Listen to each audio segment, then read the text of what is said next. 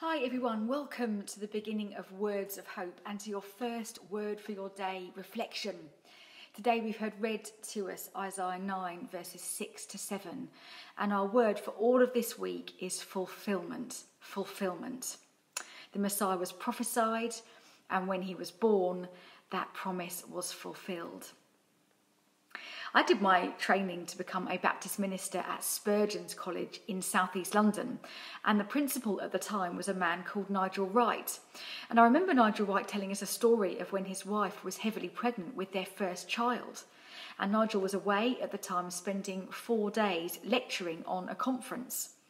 This was before the days of mobile phones, and so he used to ring his wife each evening to check that all was okay. Anyway, at dinner time on day 3 of his lecturing, someone called Nigel aside at dinner to say that there'd been a phone call, and he was handed a piece of paper which had Isaiah 9 verse 6 on it. So Nigel looked up that verse in his Bible and he read, "To us a child is born, to us a son is given." And that's how he found out about the birth of his son, Jonathan. These verses are part of a prophecy given by Isaiah about Jesus' birth, about the expectation and anticipation of the birth of the Messiah. He prophesies about the one who was going to come and save the world. The hope of this Messiah built and built throughout the Old Testament, a long period of waiting and expectation, building up to that day when one day the Messiah would come and save his people. The early church heard that promise, and they saw it fulfilled in Jesus. Jesus came, and the waiting was over. Here we are in the middle of this crazy year that 2020 has been so far.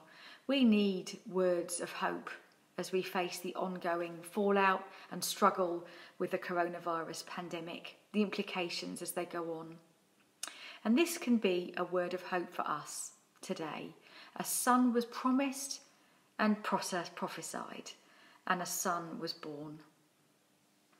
We have politicians who are doing their best to govern.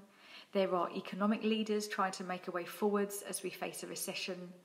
There are school leaders doing their best for our children in this autumn term after so much disruption to the education system, and so on. But we have a Saviour who was promised, prophesied, and who came. The government was and still is on his shoulders. And because he came, as the Bible said he would 2,000 years ago, he still comes to us today as he promises he will.